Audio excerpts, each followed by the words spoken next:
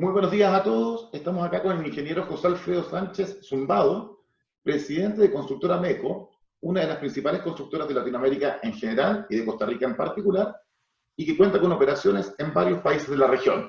José Alfredo, muy buenos días y muchas gracias por recibirnos. Muy buenos días, Cristian, y buenos días a todos los que nos están escuchando. A sus órdenes. Quería comenzar conversando sobre, estamos viviendo momentos muy complejos, y cómo está Constructora MECO enfrentando toda esta crisis sanitaria y cómo les ha impactado a ustedes. Claro, Cristian, muy relevante tu pregunta. Constructora Medco en este momento opera en 5 países y tendría que darte la contestación país por país, porque la situación es muy diferente en cada país. Entonces, empecemos por Colombia. Colombia, cerramos operaciones por orden del gobierno nacional hace aproximadamente mes y medio, absolutamente cerrado, en todo sentido, clausurados vuelos internacionales, vuelos locales, prohibidas las actividades de construcción. Desde hace aproximadamente 2 semanas tenemos instrucción del gobierno nacional de reanudar contratos, de reanudar nuestras obras de construcción, pero el reinicio no ha sido sencillo porque pasa por recibir aprobaciones de tipo regional y local. Es decir, una autorización del gobierno no necesariamente la comparte el gobernador o el alcalde del lugar. Y hay mucho temor de que al trasladar trabajadores de otras regiones hacia los proyectos podamos ser fuente de contaminación o de infección. De tal manera que ha sido un proceso lento, cuidadoso, sumamente vigilado, supervisado, tanto a lo interno como por nuestras supervisiones, que tienen instrucciones de ser muy precisos, y con protocolos COVID que evidentemente nos complican las operaciones normales. Para ponerte un ejemplo, el traslado de la gente, que anteriormente teníamos autobuses, pues siempre los tenemos, pero ahora tienen que ir a media capacidad y con distanciamiento entre cada persona que va en el autobús. Al llegar al sitio de trabajo, hay charlas preventivas, hay desinfecciones, lavado de manos, nuevos equipos y hay también restricción de horas. De nuevo, Colombia es un país muy grande, tenemos proyectos desde la costa en Barranquilla hasta el Amazonas en Leticia. Cada zona ha sido diferente. La más compleja por mucho ha sido Leticia, donde, como muchos sabrán, Manaos es una fuente de problemas muy severos en Brasil y a través del río también llegó a Tabatinga y a Leticia, en la zona donde tenemos un proyecto aeroportuario, y en este momento no hay vuelos, no hay llegada de materiales, sin embargo estamos trabajando con personal local. Eso, digamos, para contarte de Colombia. En el otro extremo, bueno, vamos subiendo de sur a norte. En Panamá tenemos igual mes y medio estar paralizados. Hasta esta semana recibimos orden de iniciar, pero la orden de iniciar a la hora de particularizarla, solo recibimos autorización en 2 proyectos muy cuidadosos.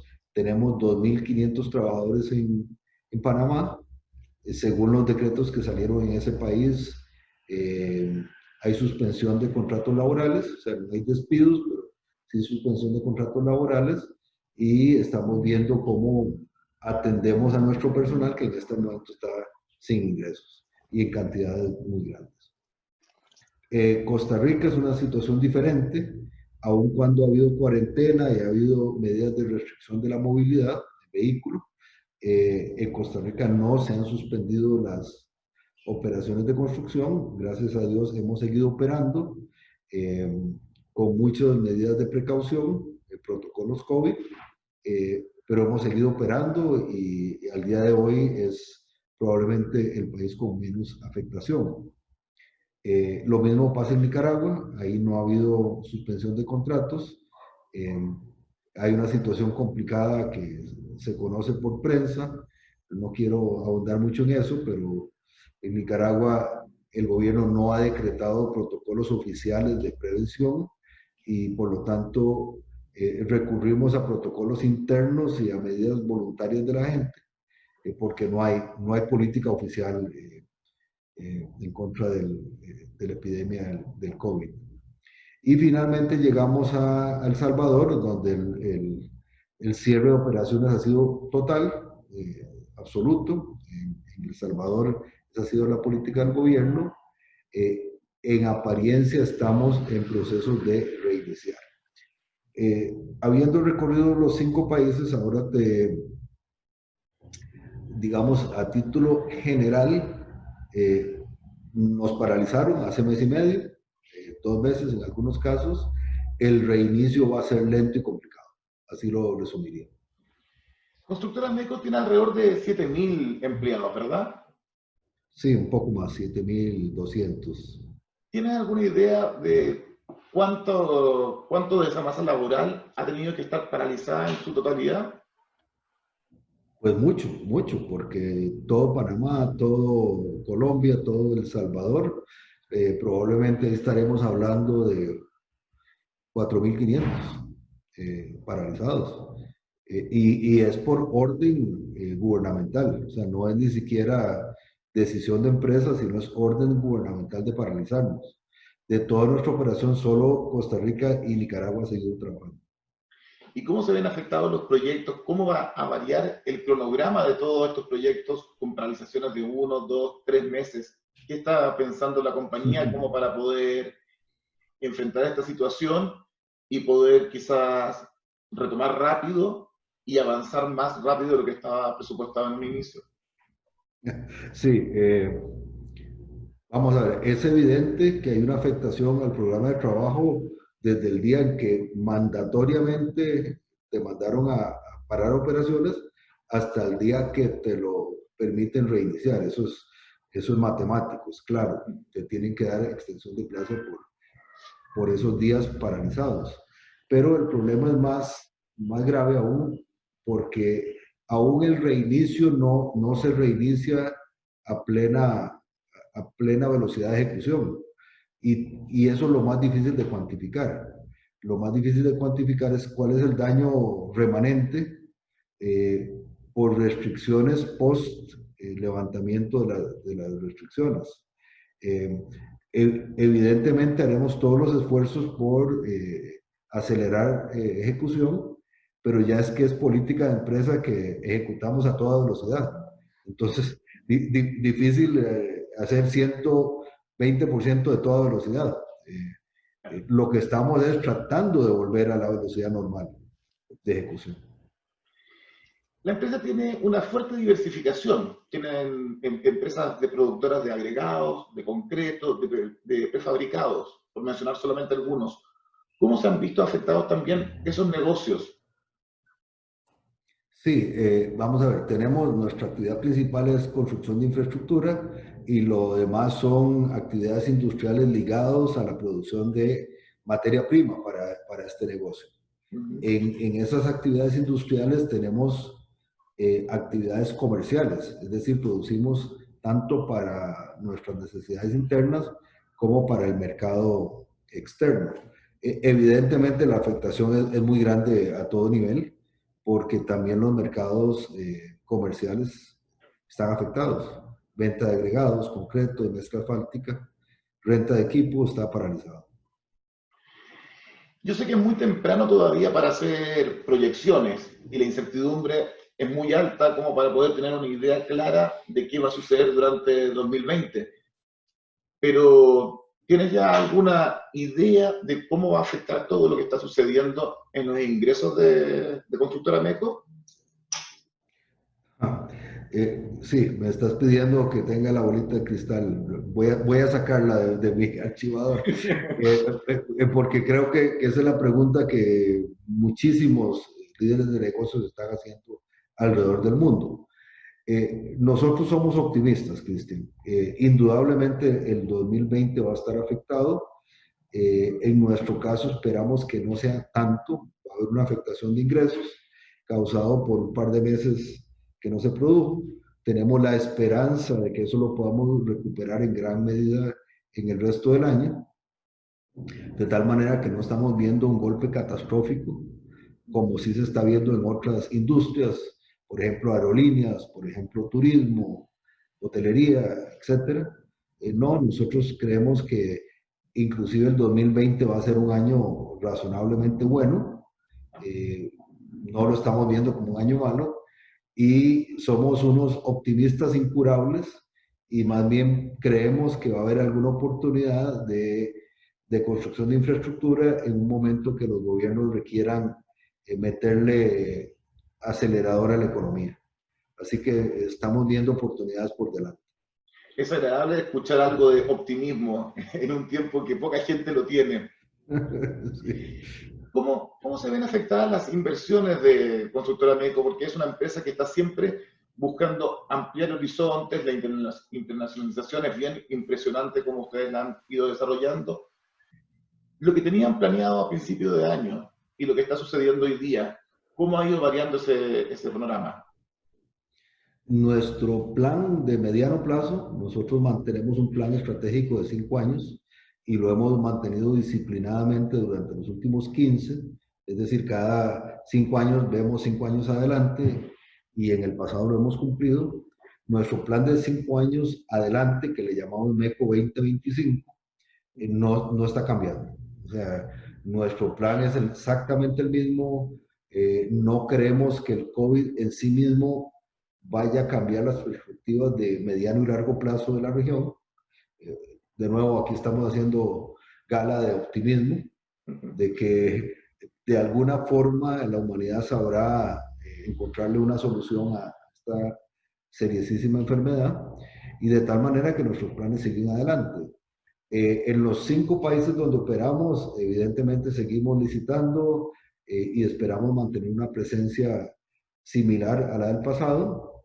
Ya hay 2 ofertas presentadas en Perú y 2 precalificaciones en marcha. La verdad que les tenemos mucho interés. Es en la rama aeroportuaria. Las 2 ofertas que ya están presentadas es en el sur de Perú y las precalificaciones son para los principales aeropuertos de Lima y Cusco. De tal manera que estamos viendo en Perú una oportunidad. En línea con el último artículo de CLA que hablaba que hay un gran reacomodo en la industria, que yo lo he leído muchas veces, por cierto, Cristian, no sé si tú eres el autor, Muchas gracias. pero creo que es muy gráfico, o sea, una industria que estaba actores muy bien posicionados durante mucho tiempo, de pronto hay un movimiento y hay posibilidades de ocupar espacios, de tal manera que lo estamos viendo en Perú. El otro país que estamos viendo con interés es Estados Unidos, pero particularmente Texas. Y cuando uno ve los números, resulta que Texas es más grande que todo el resto de la región donde estamos juntos. O sea, no hay que ni siquiera ver Estados Unidos. Ves el área de Dallas, Houston, San Antonio, hay un triángulo, y ahí hay el Producto Interno Bruto es gigantesco, gigantesco. Entonces estamos viendo que hay una oportunidad para una empresa como la nuestra entrar sin hacer mucho cosas aventuradas, poder hacer una presencia interesante y de nuestra región, que va desde el norte de Centroamérica a Colombia. Si adquirimos presencia en Perú y en Texas, pues la verdad que el footprint de la empresa es de otro tamaño. ¿Y qué Y a eso proyectos apuntamos. disculpa, ¿qué proyectos están analizando en Texas? Eh, Proyectos normales de Departamento de Transporte. En Estados Unidos se llama DOT. Salen muchísimos proyectos del Departamento de Transportes. algunos que son estatales, otros que son de las ciudades y otros que son federales, de los tres. Y las cifras son verdaderamente enormes. Ya tenemos un plan de negocios para Texas y pues vamos para adelante. Puede ser que lo materialicemos este año, puede ser que el siguiente. Para darte un poco de historia, cuando entramos a Colombia, fue en el 2013, duramos 2 o 3 años con una presencia muy pequeña, pero aprendiendo cómo era el mercado. Ya después de eso, pues nos aventuramos a cosas más grandes y hoy tenemos una presencia interesante en Colombia.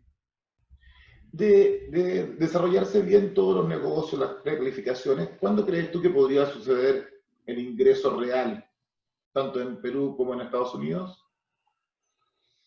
Pues en Perú, si nos confirman las adjudicaciones, que eso no depende de nosotros, pero ya están las ofertas presentadas, sería este año, Ah, con una operación al principio pequeña, pero es un cliente privado que te dé orden de proceder en 2 o 3 meses máximo.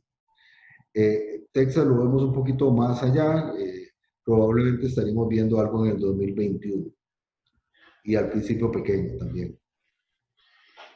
fantásticas noticias, José Alfredo, de verdad, da gusto poder escuchar algo positivo en este tiempo tan oscuro. Agradezco mucho el tiempo y quería darte el espacio por si querías hacer alguna reflexión final respecto a todo lo que está sucediendo. Mm.